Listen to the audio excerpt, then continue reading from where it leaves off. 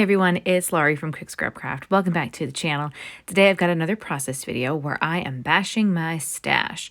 So this was actually inspired by something that Shamel did last month, and I scrapbooked along with one of her YouTube lives. She was doing something with a single photo, which I think was 3x4, and then she had a bunch of stuff layered across a horizontal line. It was going along the horizontal of the page, but I decided to do a 4x6 photo. The 4x6 photo was horizontal, not vertical, so I needed to make my layers of paper behind the photo go vertical. I hope that makes sense. You'll see, obviously, what I'm going to be doing here in this video. But if you were like, if my description of what Shamel didn't make sense, then I encourage you to go to her YouTube channel and check out her lives from November. So the stuff that I'm using here is, again, from my stash. Most of those papers are from a Recollections paper pad that I got from Michael's. I think the confetti in the middle is a birthday-themed paper pad, and then the pink on the pink outside, the very background pink, as I think also from that paper pad too, maybe? Yeah, and then I've got a lighter pink that I'm putting kind of as something to like go behind all of this stuff. I've cut out, to go along with my 4x6 photo, I've cut out several size 4x6 sheets from different pattern papers. Again, from the paper pad or from, I think the 6x6 Honeybee Stamps birthday themed paper pad that I have. Here I'm grabbing another one with some stripes. That's from the Recollections paper pad. And I'm doing them in 4x6 just because I want them to be uniform with the photo. I don't have any 4x6 cut aparts or tags, so that's why I'm cutting my own photos. This could be something that you easily recreate using leftover tags, leftover 3x4 or 4x6 cut aparts, however you want to do it. Or you could do something totally different. You could layer up lots of other fun things behind the photo as well. So I'm just, cutting my pattern papers into size 4x6 and then just adding a couple extra things that I think will just add to the whole layout. So I've got some paper strips there. There was a 12x12 piece of paper that had a variety of border strips on it. And so I'm just cutting them because I'm going to put one at the top of that pink piece there, and then I'm going to put one at the bottom. I think that pink piece, just for your reference, is cut to 7 inches wide, and I feel like it was from a 12x12 piece of paper, so I probably cut like half an inch off the top and bottom, so like a full inch just off the top. But it was definitely 7 inches across, and that's why I was measuring, because I wasn't sure if I was going to have enough to bring that same border from the bottom to the top, and I wasn't. So I had to do 2 different ones because I didn't have enough room. Because obviously, if I had made it a 6-inch piece of pink paper and the borders were 12-inch, I could just easily have cut them in half and done 6 and 6. But I did 7, and so that didn't work. So whatever. So now I need to go through and just kind of finish up these 4x6s. While I do that, I will tell you that if you are enjoying this video and you're new to this channel, consider hitting that subscribe button. I'm like halfway to 900 subscribers. It would be really cool to see if I could make it to 900 by the end of the year, or even like start inching a little bit closer by the end of the year. So if you could help me out with that, that would be great. And if you are a returning subscriber, welcome back to the channel, and thanks for watching this whole video and being part of the Scrappy community. And let me know in the comments below that you're here just by saying hi, or if you have a question on anything that you see me use or do in this video, let me know, and I'm happy to help out and offer answers to any of your questions. All right, so now we get into the part where I have to remember how I had everything layered up so I can actually get it all stuck back down using my double-sided adhesive squares, and I'm inking the edges of everything just to make it stand out a little bit more. The photo that I'm using was actually printed for me. I took my daughter to a Making Strides Against Breast Cancer walk. It was one of our, a local chapter here in New Jersey.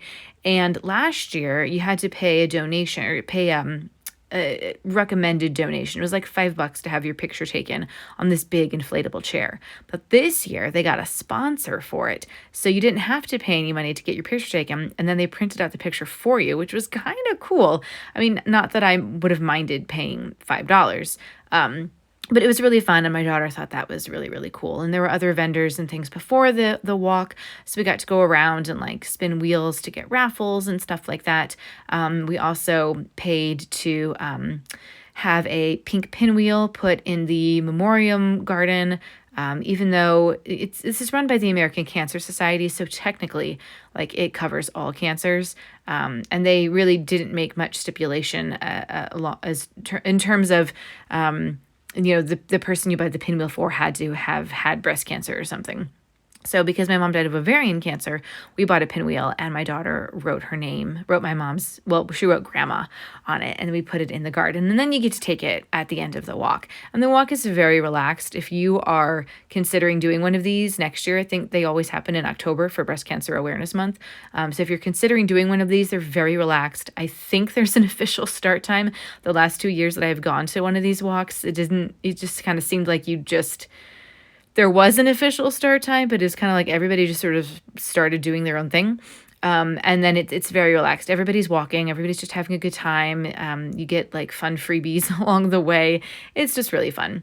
Lots of good photo ops too, with like a pink Toyota car. I don't know what kind it was, but Toyota was one of the sponsors. So anyway, definitely consider doing it, or at least just donating money to the American Cancer Society, or more specifically to an organization called Tell Every Amazing Lady, which is for ovarian cancer. It's an ovarian cancer nonprofit based in Brooklyn, and the founder started it after her sister died from ovarian cancer. So definitely consider donating to Teal.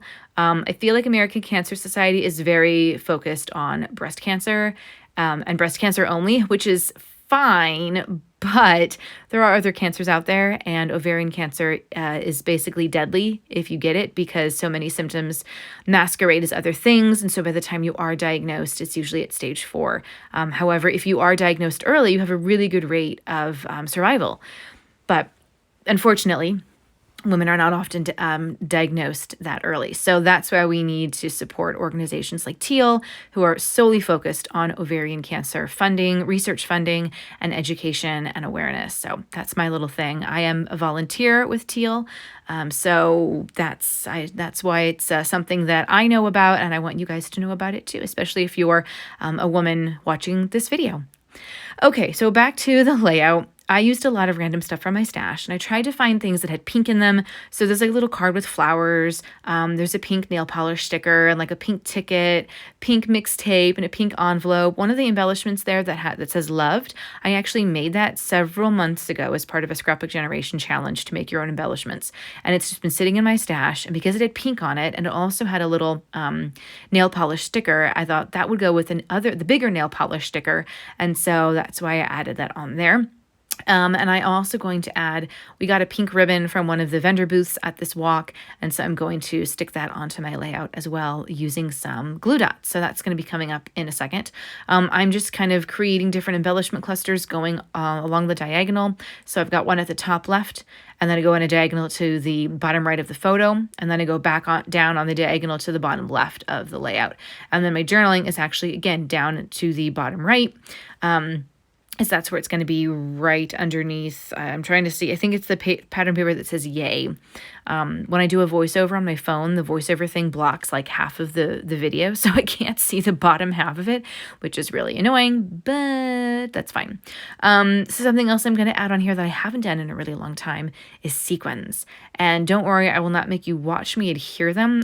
You will get to see just kind of how I place them. I just kind of like to be a little random sometimes with my sequins and find places that are like putting the sequins in the corners, almost kind of like doing enamel dots, like the rule of threes. But I just like to look for places that seem to be like a negative space and try to fill that in with some sequins. And the sequins that I'm using are very old sequins collection from a now defunct embellishment store.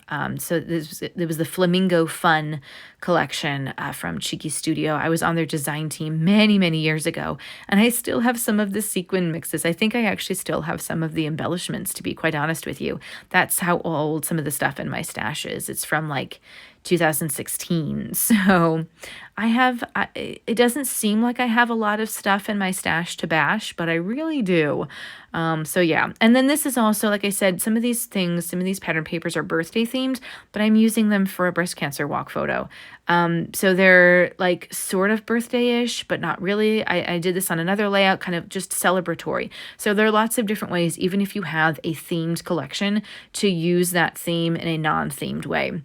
Now, the Michaels paper pads don't do this, but a lot of other manufacturers do, where they'll make a theme like Halloween or Christmas, but the B-side will just be kind of a generic thing that you can really use for whatever, and I love when manufacturers do that. But the Michaels Recollections paper pads are basically just one-sided, and so that's another reason why I don't shop at Michaels for patterned paper anymore.